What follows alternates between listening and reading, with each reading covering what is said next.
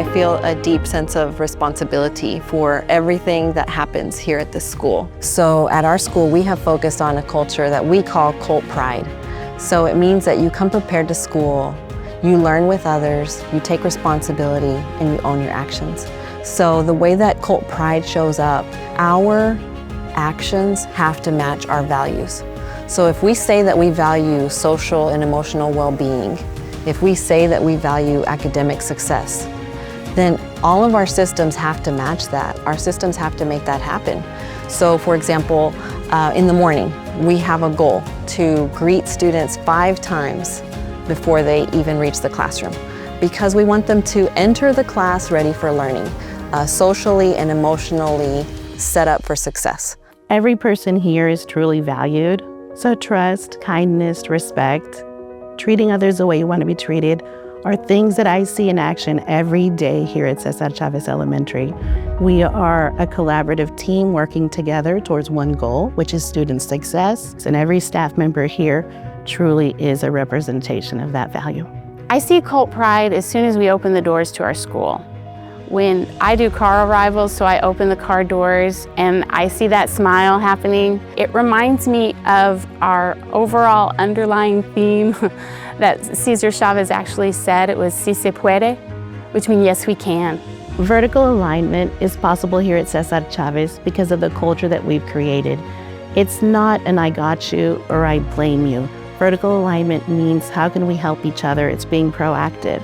We're fortunate in that Ms. Ordaz provides time for us to have that vertical alignment during staff development days. And this year, when we met as a vertical team, the 3rd grade math teachers said, "Oh my goodness, I can tell that you taught the students how to problem solve."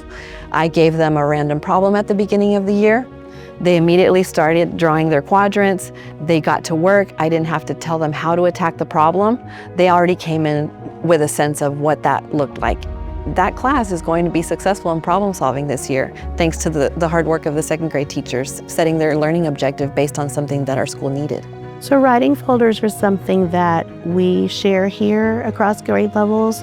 We receive the students' writing samples from the previous grade level, and that really informs us on what are the next steps. And for example, in 1st grade, we are so excited because our students are coming in so strong. So now that is why we have chosen our SLO to really hone in on that, to accelerate their learning. And from grade level to grade level, we can build on what was built before. Vertical alignment means that we make the system work for the child, not the other way around. These are students with 5 or more absences, and we have a little card, and the card has the information for the students. So when I come by in the hall and I notice, the teacher has some, like the yellow card out, we call it the yellow card, and I notice like, okay, I need to make a warm call. I need to connect with that parent and see, like, hey, we miss you. Our teacher's worried about you. We're worried about you. Is there anything we can do to support you? And so that kind of opens up the conversation in a relaxed, unjudgmental manner so that they feel good enough to build that relationship. Teaching is hard work. The curriculum is heavy. There's a lot to read, there's a lot to prepare. So I need to have a culture where we learn together every day as adults.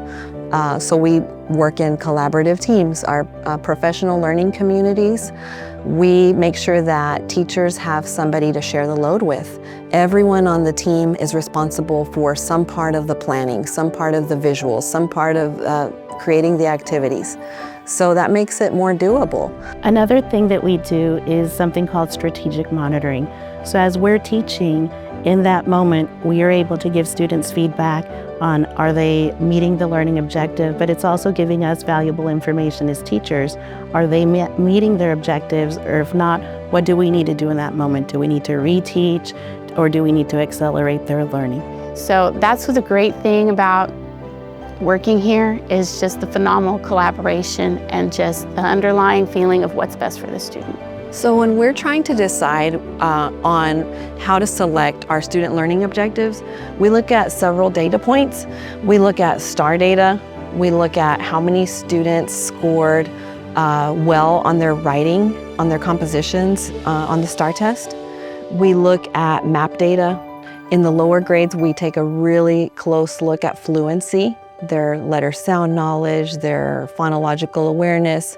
So we get really detailed with our data to figure out exactly what each grade level needs to focus on, because that's going to be different from year to year based on how the students did the previous year. What I do is I have a conversation with my students and I let them know exactly what we're working towards, because they are a part of that.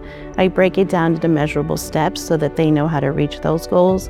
I talk to parents so that they know how to support their students' learning, and it's something we revisit daily. We're always referencing those goals, and we celebrate the big and the small gains every day. And that helps me to be a more effective teacher, because as students reach those goals, I'm able to adjust my teaching as well. I love being the principal here. It's so meaningful. I appreciate every single employee. I appreciate every single teacher. I enjoy the students. I genuinely care about this community, and I just want to see them succeed. I want to see that portrait of a graduate where they're walking across the stage with that diploma, and just to know that we're a small part of that, it's really gratifying.